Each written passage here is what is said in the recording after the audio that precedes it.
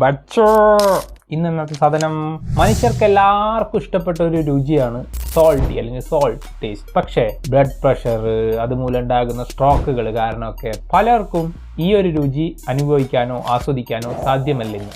ഇതിനെന്തെങ്കിലും പ്രതിവിധി ഉണ്ടോ?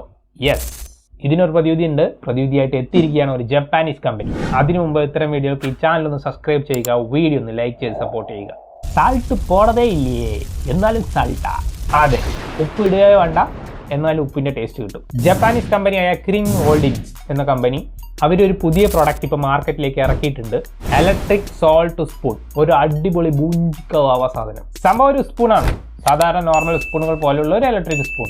ഈ സ്പൂൺ വെച്ച് നമ്മൾ കഴിക്കുന്ന സാധനത്തിൽ ഉപ്പില്ലെങ്കിൽ പോലും ഉപ്പിൻ്റെ ടേസ്റ്റ് നിങ്ങൾക്ക് അനുഭവപ്പെടും. അത് പ്രവർത്തിക്കുന്നത് എങ്ങനെയെന്ന് വെച്ചാൽ, ഈ സ്പൂണിൻ്റെ നമ്മൾ ടേസ്റ്റ് ചെയ്യുന്ന ഭാഗത്ത് ഒരു മെറ്റൽ പാനൽ കൊടുത്തിട്ടുണ്ട്. ഈ പാനിലേക്ക് പ്രത്യേകതരം ഇലക്ട്രിക്കൽ വേവുകൾ കടത്തിവിട്ട്, പ്രത്യേക ഫ്രീക്വൻസിയിലുള്ള ഇലക്ട്രിക് വേവുകൾ കടത്തിവിട്ട് നിങ്ങളുടെ നാവിലേക്ക് ഒരു സോഡിയം സെക്രേഷൻ ഉണ്ടാക്കുകയാണ് ഈ സ്പൂൺ ചെയ്യുന്നത് എന്നാണ് ഈ കമ്പനി പറയുന്നത്. അപ്പോൾ ഒരു സംശയം ഉണ്ടാവും, എല്ലാ ഭക്ഷണം കഴിക്കുമ്പോഴും ഇത് നടക്കുമോ?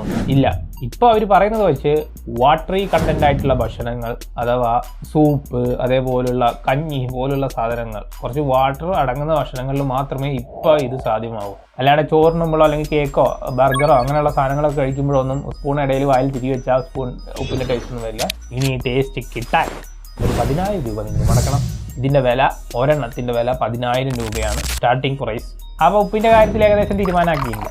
ഇനി അധികം വൈകാണ്ട് പഞ്ചസാരയുടെ കാര്യത്തിൽ ഒരു ചെറിയ തീരുമാനമാവും എന്ന് വിശ്വസിക്കുന്നു. അപ്പോൾ വീഡിയോ ഇഷ്ടപ്പെട്ടാൽ ഒന്ന് ലൈക്ക് ചെയ്ത് സപ്പോർട്ട് ചെയ്യുക. ഇത്തരം വീഡിയോക്ക് ഈ ചാനൽ ഒന്ന് സബ്സ്ക്രൈബ് ചെയ്ത് സപ്പോർട്ട് ചെയ്യുക. വീണ്ടും കാണാം.